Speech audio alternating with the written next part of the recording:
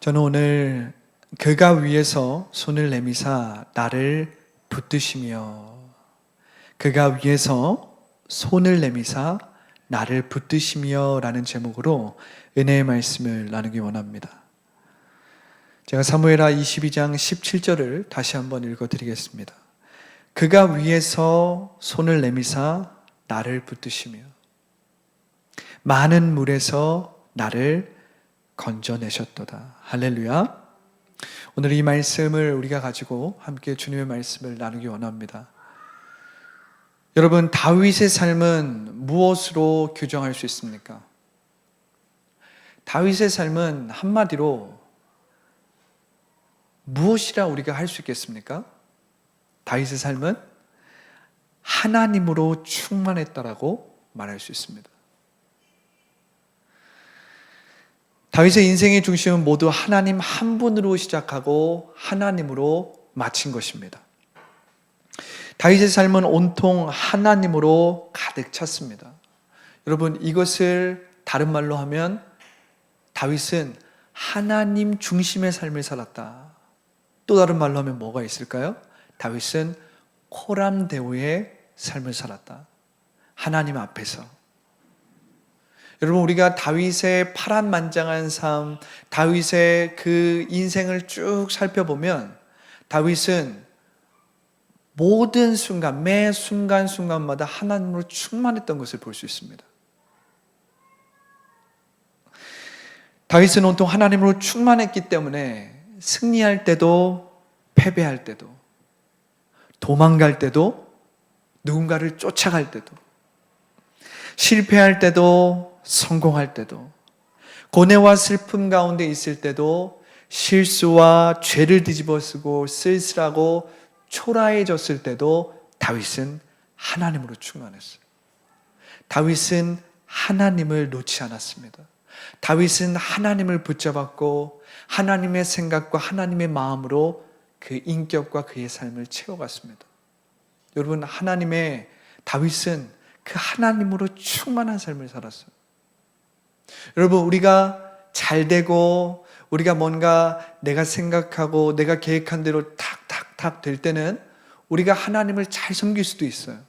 그런데 우리가 실패를 하고 넘어지고 나의 연약함이 드러나고 나의 부족함이 드러나고 나의 약점이 드러나고 내가 생각하고 내가 계획한 대로 일이 되지 않을 때는 내가 하나님과 좀 이렇게 떨어져 있는 것처럼 느껴지고 하나님과 내가 상관없는 것처럼 느껴질 수도 있습니다. 우리가 그럴 때는 내가 하나님으로 충만하기가 어렵다는 거예요. 그러나 여러분, 다윗의 영성은 그렇지 않았어요. 다윗은 성공할 때도 연약할 때도 실패할 때도 실수할 때도 하나님의 영으로 감동을 받았습니다. 여러분, 우리가 우리의 의지와 우리의 계획과 우리의 바운더리에서 하나님을 붙잡아 둘 수 있다고 생각하면 굉장한 착각입니다. 하나님은 우리의 생각보다 더 크시고 하나님은 우리의 상상보다 더 크신 분이거든요. 하나님은 우리가 연약할 때, 우리가 하나님을 필요로 할 때 당장에 손을 뻗어주시는 분이십니다.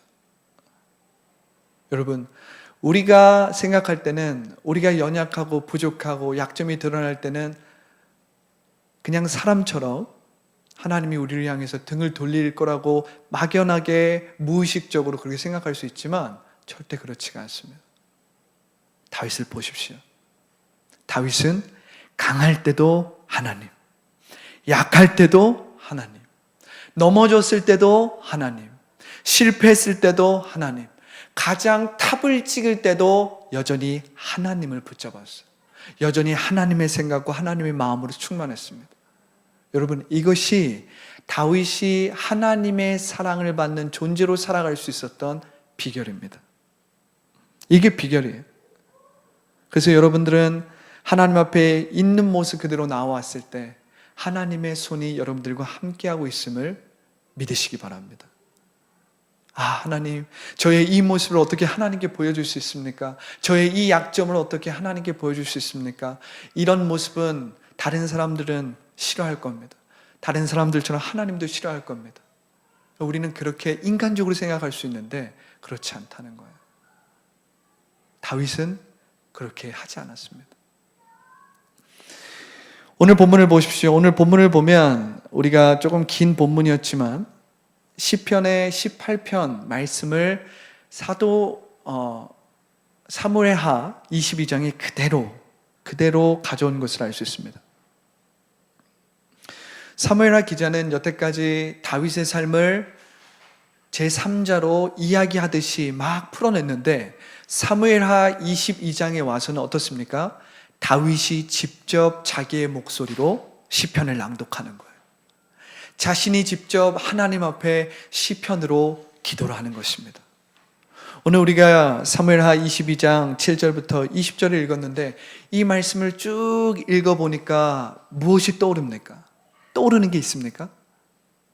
아마 한 번 읽어서는 잘 떠오르지 않을 수도 있습니다. 그런데 제가 이 말씀을 쭉 읽고 또 읽으면 무엇이 떠오르냐면 이스라엘의 출애굽의 장면이 떠오르는 것입니다. 다윗은 이스라엘의 출애굽 사건을 자신의 인생과 일치시키며 고백하고 있어요. 몇백 년 전 애굽으로부터 히브리 민족을 구원한 하나님은 곧 현재 지금 여기에서 다윗의 인생을 인도하시고 주도하시고 주장하시고 섭리하시고 구원하시는 하나님이에요. 할렐루야. 하나님은 역사의 하나님이십니다. 하나님은 어제의 하나님이면서 어때요? 바로 지금 여기에서 현재 능력 있게 역사하는 분이신 줄 믿습니다. 이것을 믿으십니까? 몇백 년 전 이스라엘을 구원한 하나님은 다윗을 골리앗의 손에서 구원하시며 사울 왕의 손에서 보호하셨고 수많은 블레셋과의 전쟁에서 승리케 하셨으며 압살롬의 모반과 배신으로부터 다윗을 회복하게 하신 현재 다윗의 삶에 지금도 역사하시는 그분이라는 거예요. 여러분, 하나님은 바로 여기에 역사하는 능력의 주이십니다. 여러분, 이것을 믿으십니까? 하나님은 10년 전 나의 삶에 찾아오셔서 나를 부르시고 내게 첫사랑으로 나에게 능력 있게 역사하신 그 하나님이기도 하지만 하나님은 지금 여기에 계시고 나에게 지금 말씀하시고 나의 손을 붙들고 계시고 내가 주님 앞에 기도할 때 저 하늘에서 보이지 않는 손으로 나를 도우시는, 나를 치유하시는, 나를 구원하시는, 내게 더 좋은 길을 내어주시는 분이시라는 거예요. 여러분, 이것을 믿으시기 바랍니다. 오늘 다윗은 그것을 시편으로 직접 고백하고 있는 거예요. 첫 번째, 오늘 다윗의 이 기도를 통해서, 이 시편을 통해서 우리가 무엇을 배울 수 있습니까? 첫 번째, 하나님은 나의 기도를 들어주신다는 거예요. 하나님은 나의 기도를 들어주신다. 여러분, 이 진리는 결코 그저 그런 교리가 아닙니다. 이 진리는 교리이기 이전에 모든 믿는 사람들이 반드시 믿고 품어야 할 사실이자 진리입니다. 하나님은 나의 기도를 들으신다. 이것은 하나님의 본질적인 속성을 가장 잘 표현한 말이에요. 여러분, 하나님은 나의 기도, 또 여러분의 기도, 그의 백성의 간구와 감사와 고통과 부르짖음을 들으십니다. 여러분, 이것을 믿으십니까? 하나님이 나의 기도를 들으신다는 것이 믿어지기 시작하면 어떻게 되는 거예요? 하나님과의 동행이 그때야 비로소 시작되는 것입니다. 하나님이 나의 소리를 들으시고 있고 하나님이 나의 마음을 알고 계시고 하나님이 나의 생각을 감찰하신다는 것이 실질적으로 느껴지면 느껴질수록 우리는 하나님과 동행하고 있는 거예요. 그것이 느껴지고 그것이 믿어지면 세상이 다르게 보이는 것입니다. 일들이 다르게 보이는 거예요. 한 주가 다르게 보이고요. 매 순간순간이 다르게 보이기 시작하는 것입니다. 하나님이 나의 기도를 들으신다는 거예요. 여러분, 하나님은 들으시되 건성으로 나의 기도를 들으시지 않습니다. 믿으십니까? 하나님은 들으시되 부분적으로 나의 기도를 들으시지 않습니다. 하나님은 들으시되 나의 기도를 듣는 척하지 않으십니다. 아멘이십니까? 여러분, 좋은 부모일수록 아이의 말을 집중해서 듣습니다. 그런데 여러분, 부모는 사람이에요. 사람이기 때문에 하루에도 할 일이 많습니다. 하루에 끝내야 될 일들이 많고 처리해야 될 일들이 많고 청소며 일이며 할 일이 너무 많아요. 아이들이 막 이야기할 때 집중할 수 있는 시간은 굉장히 한계가 있습니다. 그렇죠? 그럼에도 불구하고 자기 자식의 말을 집중해서 부분적이지만 혹은 한계가 있지만 집중해서 들으려고 하는 부모는 그 자체만으로 훌륭한 부모예요. 칭찬받을 만한 부모고 훌륭한 부모입니다. 그러나 전지전능하시고 무소부지하시고 부모의 사랑을 창조한 하나님은 나의 말과 생각을 결코 한 번도 놓친 적이 없으십니다. 여러분, 이 진리가 믿어지십니까? 나의 부모는 좋은 부모라도 인간이기 때문에, 사람이기 때문에 자신의 시간 그리고 과업, 끝내야 될 일들이 너무 많기 때문에 자기 자식의 말을 다 들어줄 수 없어요. 부분적으로 듣든지 때때로는 듣는 척하면서 그래 할 수도 있습니다. 그런데 그것도 좋은 부모예요. 노력하는 부모입니다. 그런데 우리 하나님은, 그 좋은 부모의 사랑을 창조한 우리 하나님은 무소부지하시고 전지전능하시고 우리의 생각과 우리의 말을 단 한 번도 그냥 흘려보낸 적이 없다는 거예요. 여러분, 이것이 믿어지면 갑자기 기도를 하다가 눈물이 나는 것입니다. 여러분, 이것이 깨달아지면 갑자기 여러분들이 찬양을 하다가 막 감동이 밀려오고요. 성경을 읽을 때 갑자기 막 감동이 밀려와서 하나님에 대해서 막 더 알고 싶은 마음이 생기고요. 하나님께 너무 감사하고요. 내 안에 없었던 힘이 막 생기는 것입니다. 정신과 의사들에게 가장 요구되는 덕목이자 기술은 듣는 것이에요. 듣는 것. 이 정신과 의사들이 이렇게 이야기합니다. 단순히 잘 들어주는 것만으로도 환자의 일반적인 문제를 상당히 해결할 수 있다. 그냥 단순히 잘 들어주는 것만으로도 일반적인 환자의 문제의 4분의 1이 해결된다고 합니다. 그만큼 잘 듣는 것은 중요하다는 거예요.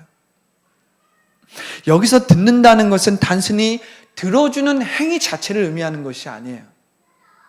잘 듣는다는 의미는 많은 노력과 용기를 필요로 하는 것입니다.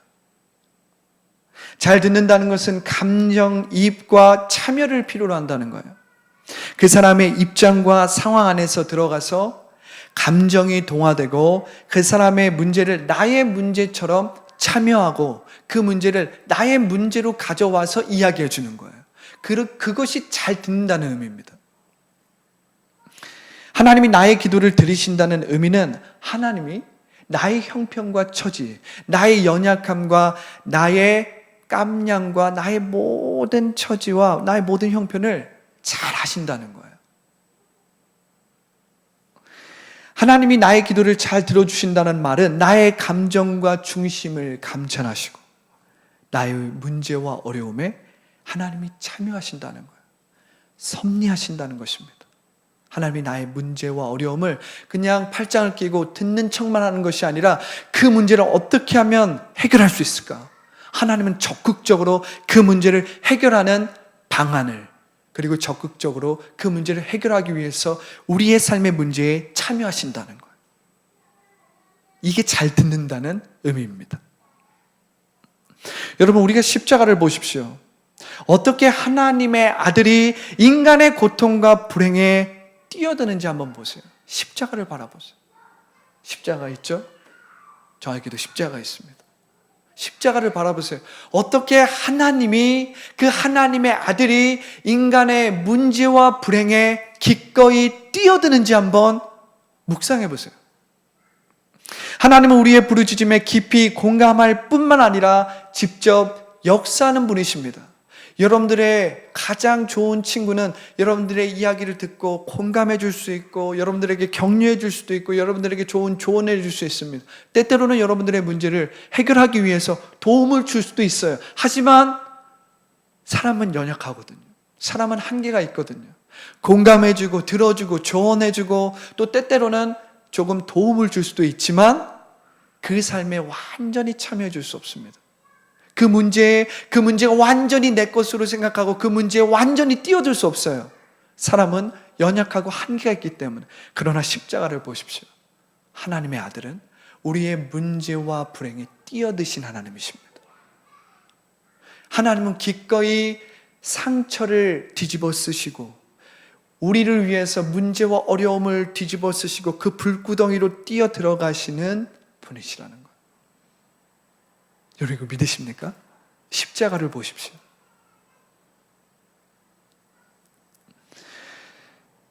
여러분, 출애굽의 시작은 하나님이 그의 백성의 부르짖음을 듣는 것에서 시작합니다. 출애굽기 3장 6절부터 9절은 그렇게 기록되어 있어요. 내가 이 백성의 부르짖음을 듣고 하나님이 일을 하시는 거예요. 내가 이 백성의 기도와 간구와 눈물을 듣고 어떻게 해요? 하나님이 일을 하시는 것입니다. 들으시는 하나님은 이스라엘을 애굽에서 구원하시는 분이며, 다윗은 출애굽의 하나님이 지금도 내 인생에 섭리하셔서 내가 환난 중에 기도하고 주님 앞에 아를 때 나의 부르짖음을 들으시는 분이라고 지금 시편에서 고백하고 있는 거예요. 고난과 역경을 만났을 때, 문제와 예상치 못한 어려움으로 숨이 턱턱 막힐 때, 내 힘으로는 도저히 어떻게 해결할 수 없는 그 숨막히는 문제를 마주 설 때, 여러분, 하나님께 부르짖는 것은 결코 시간 낭비가 아닙니다. 하나님께 기도하고 간구하고 나의 마음을 쏟아내는 것은 결코 시간 낭비가 아니에요. 너 예수께 너의 모든 것들을 다 가지고 나오라. 은밀히 들으시는 그 주님께서 여러분들의 기도와 간구를 다 듣고 계시기 때문입니다. 하나님은 그분의 전지전능한 능력으로 우리의 기도를 들으시기 때문입니다. 하나님은 우리의 기도를 듣기를 또 원하세요. 그분은 우리의 간구를 듣기를 원하십니다. 할렐루야. 자, 두 번째는 무엇입니까? 다윗의 이 시편의 고백을 통해서 우리가 배우는 것은 두 번째, 하나님의 능력의 손을 믿으라는 것입니다. 하나님의 보이지 않는 능력의 손을 믿으라는 것입니다. 여러분, 살아계신 하나님은 나의 기도와 간구를 듣고 가만히 계시지 않습니다. 다윗은 출애굽의 하나님을 자신의 인생에서 경험한 하나님과 일치시키고 있어요. 여러분, 다윗의 하나님은 그냥 다윗의 기도를 듣고 음미하고 그냥 가만히 계시는 분이 아니에요. 여러분, 출애굽의 하나님은 어떤 하나님입니까? 출애굽의 하나님은 그냥 우상과 같이 돌처럼 그냥 가만히 있는 그런 신이 아니에요. 출애굽의 하나님은 인간이 드리는 제물에 의해 만족하고 좌지우지되는 기복적이고 미신적인 신이 아니라는 것입니다. 우연히 일어나고 어떤 운에 의해서 일어나는 어떤 그러한 신이 아니라는 거예요. 출애굽의 하나님은 고통당하는 그의 백성들에게 도덕과 윤리를 가르치며 훈수나 두는 분이 아니십니다. 이렇게 했어야 돼. 이렇게 하는 것이 맞아. 도덕이나 윤리를 가르치면서 훈수나 두는 분이 아니라는 거예요. 여러분, 출애굽의 하나님은 어떤 분이십니까? 출애굽의 하나님은 침노하는 하나님이십니다. 출애굽의 하나님은 강력하게 침노하시는 분이에요. 출애굽의 하나님은 말보다는 행동으로 하시는 분입니다. 여러분, 출애굽의 하나님은 결코 한가하게 기다리는 분이 아니에요. 하늘로부터 구름을 타시고 내려와 비와 불과 천둥을 내리시며 자연을 다스리십니다. 오늘 시편에서 다윗은 그것을 선포하고 있는 거예요. 다윗은 출애굽의 그 사건을 상상하면서 다른 본문을 의지하고 그대로 가져오는 것이 아닙니다. 다윗은 상상하면서 그 출애굽의 하나님을 자신의 삶에서 그대로 고백하고 있는 거예요. 다윗의 하나님은 자연 만물에게 명령하시고 세상에 믿는 모든 우상들을 그 자리에서 진멸시키는 분이십니다. 출애굽의 하나님은 10가지 재앙을 통해서 애굽의 10신을, 애굽의 10개의 신을 다 진멸시켜 버립니다. 끝내세요. 출애굽의 하나님은 점잖게 앉아서 체면을 차리지 않습니다. 하나님의 능력의 손이 놀랍게 역사한다는 것입니다. 여러분, 출애굽의 하나님은 새끼를 지키기 위해 맹수에게 달려드는 어미 코끼리와 같습니다. 제가 이것을 유튜브로 보면서 얼마나 강력한, 그 강력한 코끼리의, 어미 코끼리의 그 힘을 보는 것입니다. 그 어떤 사납고 잔인한 맹수라도 성난 어미 코끼리의 맹렬한 반격에 견뎌낼 수 있는 맹수는 없는 것입니다. 도망가지 않으면 죽게 되는 거예요. 하나님의 능력의 손은 당시에 가장 강력한 강대국 애굽을 무장 해제시켜 버리는 거예요. 그리고 연약하고 힘없고 노예와 같았던 히브리 민족을 그 강력한 애굽의 손에서 구원하시는 것입니다. 구출하시는 거예요. 여러분, 다윗은 이것을 온몸으로 체험했습니다. 블레셋의 골리앗 장군과 마주할 때 만군의 여호와의 보이지 않는 손이 다윗과 함께해서 다윗은 승리할 수 있었어요. 사울 왕의 살기등등한 위협에서 하나님의 보이지 않는 능력의 손이 다윗을 덮고 인도하고 그를 보호하고 그의 생명을 지키셨습니다. 할렐루야. 압살롬의 쓰라린 모반에서 하나님은 보이지 않는 손이 다윗을 위해 압살롬이 현명한 선택을 하지 못하도록 뒤에서 일을 하고 계셨던 거예요. 여러분, 하나님은 그 보이지 않는 능력의 손으로 예루살렘에 두 대제사장을 그대로 심어 놓으십니다.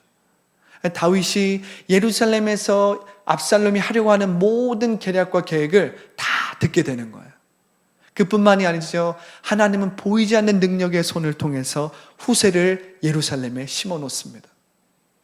그래서 아히도벨이 아주 탁월한 계략과 책략을 펼쳤을 때 압살롬이 아히도벨의 책략이 아니라 후세의 책략을 따라가게 함으로써 다윗과 그의 일행의 생명을 보존하시는 거예요. 여러분, 이것이 하나님의 보이지 않는 능력의 손이 섭리하시는 것입니다. 하나님의 보이지 않는 그 손이 여러분들의 삶에도 섭리하고 있는 줄 믿습니다. 여러분, 여러분들의 삶을 다 한번 돌아보십시오. 나의 과거에 있었던 위험한 순간순간, 내가 과거에 자칫 잘못하면 내가 이러한 위험에 빠질 수 있었고 이러한 어려움에 빠질 수 있었고 이렇게 될 수도 있었음에도 불구하고 하나님이 지금 나를 지키신 것을 한번 생각해 보세요.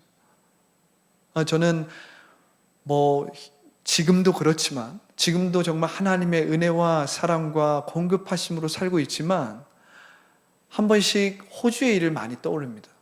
군대 일도 떠오르긴 하지만 호주를 갔다 온 뒤로부터는 군대보다는 호주의 일이 많이 떠오릅니다.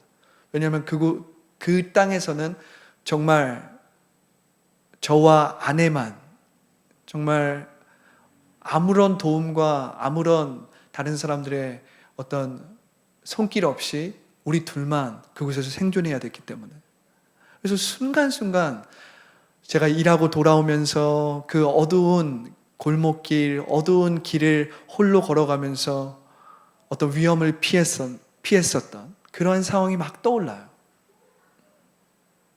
호주에 살면서 나쁜 일을 경험하지 않은 아시아인들이 참 많이 없거든요, 사실은. 제 주변의 아시아인들 퇴근하면서 좀 나쁜 일들을 겪은 사람들이 참 많았습니다. 제가 호주에서 일을 하면서 퇴근하면서 혹은 아내가 일을 하고 늦게 퇴근하면서 마음 가운데 불안함이 있습니다. 두려움이 있어요. 혹 나쁜 사람이나 좀 건장한 사람들에 의해서 해코지를 당하는 것이 아닌가. 그러한 긴장 상태에서 아내를 마중 나가고 또 그런 긴장 상태에서 저도 자주 퇴근을 했는데 그때 단 한 번도 위험이나 나쁜 사람을 만나지 않게 하셨어요. 그러니까 제가 그러한 삶을 쭉 돌아보면 하나님의 그 보이지 않는 능력의 손이 나와 함께 하셨다. 이것이 믿어지고 깨달아지고 보여지는 거예요. 아마 여러분들의 삶에도 그러한 일들이 많을 것입니다. 그러한 일들이 적다면 여러분들이 조금 덜 묵상한 거예요. 조금 덜 기도한 것입니다. 여러분들이 하나님 앞에 기도하고 하나님 앞에 부르짖고 하나님 앞에 간구하고 하나님의 말씀을 묵상하다 보면 그러한 생각들이 막 떠오르고 그러한 것들이 막 믿어집니다. 깨달아져요.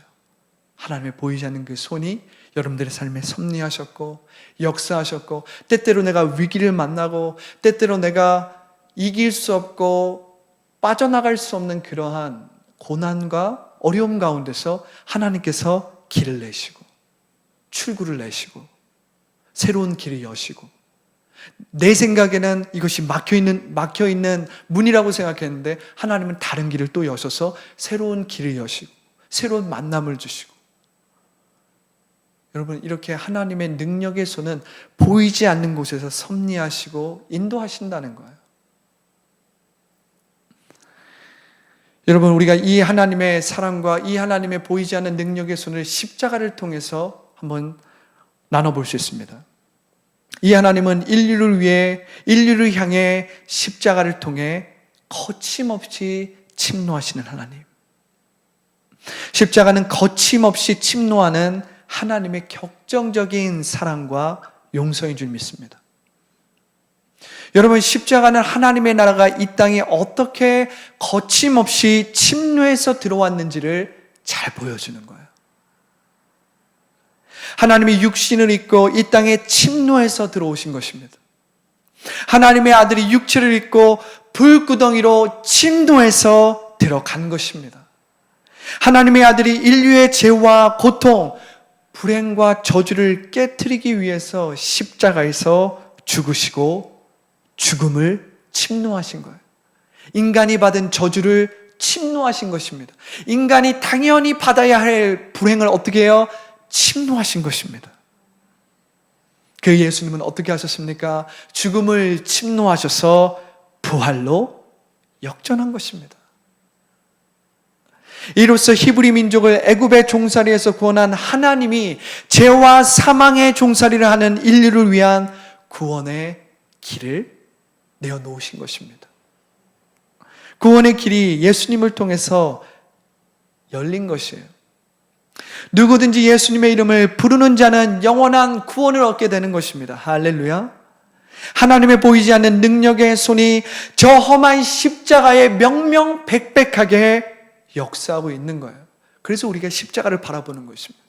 그래서 우리가 십자가를 찬양하는 거예요. 그래서 우리가 십자가를 의지하는 것입니다. 그래서 우리가 예수 그리스도의 보혈을 의지하는 것입니다. 그래서 우리가 예수 그리스도의 보혈을 의지하고 그분의 이름으로 우리의 앞에 있는 어둠과 우리 앞에 있는 문제를 향하여서 선포하고 꾸짖는 것입니다. 왜냐하면 예수님의 이름은 능력이기 때문에. 예수님의 이름은 모든 불행과 저주를 쫓아내고 모든 죄와 사망의 권세를 이기고 승리케 하는 하나님의 보이지 않는 능력의 손이기 때문입니다. 할렐루야. 여러분, 우리가 출애굽의 역사를 보면 불뱀에 물린 자마다 노뱀을 바라보면 살아났어요. 세상에서 쓰라린 고통과 상처가 있는 자마다 십자가를 볼 때 어떻게 합니까? 다시 치유되고 회복되는 줄 믿습니다. 오늘 우리가 말씀을 한번 읽어볼까요? 사무엘하 22장 14절부터 19절입니다. 자, 우리가 한번 읽어보겠습니다. 자, 시작. 여호와께서 하늘에서 우레소리를 내시며 지존하신 자가 음성을 내시며 화살을 날려 그들을 흩으시며 번개로 무찌르셨도다. 이럴 때 여호와의 꾸지람과 콧김으로 말미암아 물밑이 드러나고 세상에 기초가 나타났도다.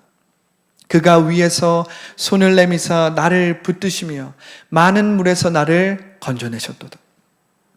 나를 강한 원수와 미워하는 자에게서 건지셨으며 그들은 나보다 강했기 때문이로다.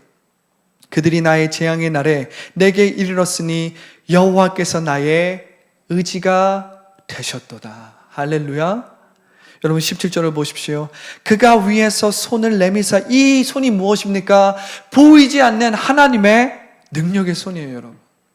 위에서 above all, 저 위에서 하나님의 손이, 그 보이지 않는 능력의 손이 여러분들의 삶을 섭리하시는 거예요.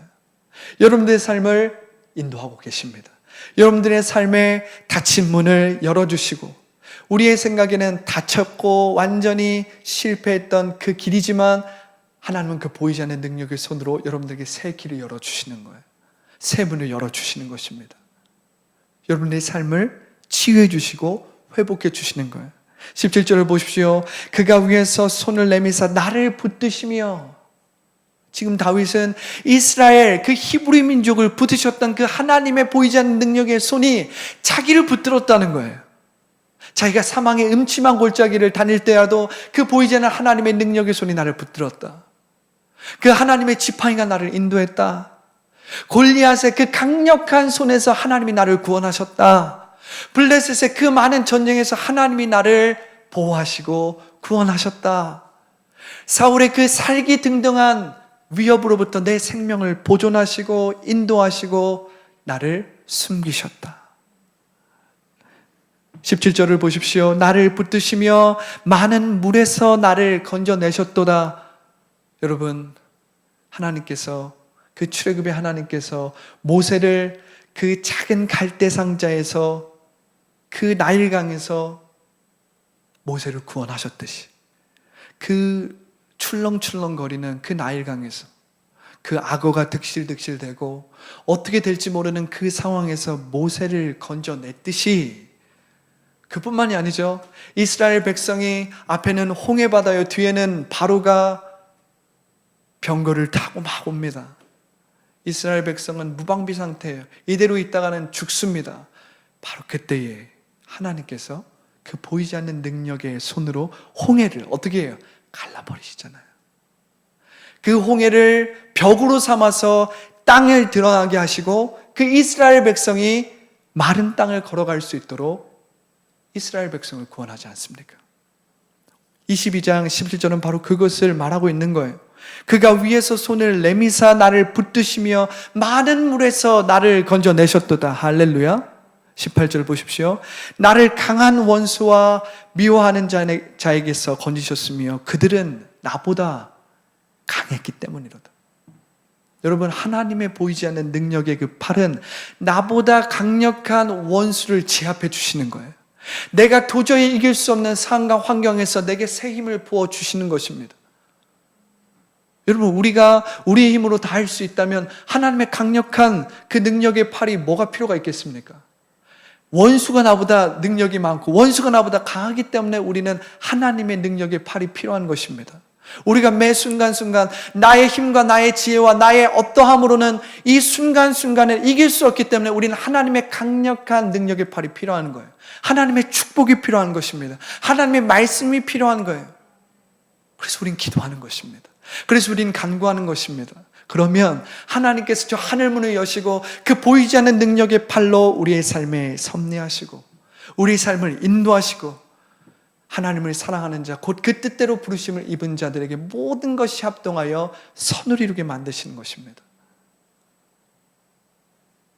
19절을 보십시오. 그들이 나의 재앙의 날에 내게 이르렀으나 여호와께서 나의 의지가 되셨도다. 할렐루야. 영어로 보면 여호와께서 나의 지지가 되셨도다. 여호와께서 나의 버팀목이 되셨도다. 그 보이지 않는 하나님의 능력의 팔이 나를 붙들고 있는 거예요. 나를 버티게 해주는 것입니다. 나를 지지해주고 있는 거예요. 할렐루야. 여러분, 다윗이 지금 고백하고 있는 하나님은 출애굽의 하나님이에요. 그리고 출애굽의 하나님은 인류를 죄와 사망에서 구원하고 자유케 하는 그의 아들 예수님인 줄 믿습니다. 인생의 어려움을 만났습니까? 내가 해결할 수 없는 문제와 시험을 만났습니까? 반복되는 이슈와 변하지 않는 상황에 직면하여 포기하고 싶고 자꾸만 약해지는 나의 믿음과 모습 때문에 좌절하십니까? 여러분, 다윗의 고백에서 우리는 두 가지를 기억해야 합니다. 첫 번째 무엇입니까? 하나님은 나의 기도를 듣고 계신다. 하나님은 나의 기도를 들으시며 응답하신다. 할렐루야. 하나님은 나의 기도와 간구를 듣기를 원하신다. 하나님은 나의 기도에 응답하기를 원하신다. 내가 믿음으로 선포하고 주님께 구하고 찾고 두드릴 때 하나님의 역사가 일어나는 것입니다. 하나님의 기적이 일어나는 것입니다. 두 번째는 무엇입니까? 우리가 기억해야 될 것은 하나님은 우리가 침노하는 용사가 되기를 원하십니다. 하나님은 우리가 침노하는 용사가 되기를 원하세요. 하나님은 우리가 점잖은 바리새인이 되지 않기를 원합니다. 하나님은 우리가 점잖게 앉아있는 그냥 기독교인이요 크리스천이 되길 원하지 않습니다. 하나님의 나라는 침노하는 용사의 것이기 때문입니다. 여러분 이것을 믿으십니까? 다윗을 보십시오. 다윗은 소극적이고 점잖은 성도가 아니었어요. 다윗은 침노하는 용사였습니다. 다윗은 기도의 용사였고 원수로부터 하나님의 이름을 지키는 강한 용사였어요. 자기의 생명을 바쳐서라도 원수로부터 하나님의 이름을 지키는 강한 용사였어요. 다윗은 하나님이 허락하신 땅을 침노하는 전쟁에 능한 용사였습니다. 오늘 시편을 보십시오. 어떤 어려움과 시험 가운데서도 하나님의 능력의 손을 생각하는, 하나님의 능력의 손을 붙잡는 다윗의 고백을 우리가 볼 수 있지 않습니까? 여러분, 역사하고 섭리하는 하나님의 능력을 선포하십시오. 여러분들은 이 하나님의 보이지 않는 능력의 손이 필요합니다. 우리 자녀들에게는 이 보이지 않는 하나님의 능력의 손이 필요합니다. 우리에게는 하나님의 그 축복하심이 필요해요. 우리에게는 하나님의 그 전지전능하신 손이 필요합니다. The finger of God, 하나님의 손가락이 필요해요. 원수를 무찌르고 구원하시는 하나님을 바라보십시오. 우리 앞에 이미 고귀한 핏값을 흘리고 영광스럽게 부활하신 예수님의 십자가가 있지 않습니까? 그 십자가를 바라보십시오. 십자가의 군병처럼 성령의 영으로 침노하는 용사가 되십시오. 침노하는 사람이 되십시오. 이때에 원수에게 백기를 들고 빼앗긴 모든 땅과 축복을 우리가 되찾게 될 줄 믿습니다. 할렐루야. 우리가 침노하는 용사로 결단하고 우리가 하나님의 나라를 위해서 침노하는 용사가 될 때 우리가 원수에게 빼앗겼던 모든 지경, 모든 땅, 원수에게 빼앗겼던 우리의 모든 축복을 다 되찾게 될 줄 믿습니다. 할렐루야. 다윗은 그러한 용사였습니다. 다윗은 하나님이 침노하는 용사인 줄 믿었어요. 다윗은 하나님이 강한 용사인 줄 알았습니다. 그리고 다윗은 그 하나님의 손을 의지하고 자신도 침노하는 용사가 된 것입니다. 오늘 이 강력한 기도를 들으십시오. 오늘 다윗의 이 강력한 용사의 기도를 우리가 배워야 합니다. 그리고 우리도 강력한 기도의 용사요, 하나님의 이름을 지키는 강력한 침노하는 용사가 되어야 한다는 것입니다. 마태복음 11장 12절을 읽으면서 제가 오늘 말씀을 마무리합니다. 침례 요한 때부터 지금까지 천국은 침노를 당하나니 침노하는 자는 빼앗느니라. 할렐루야. 기도하겠습니다.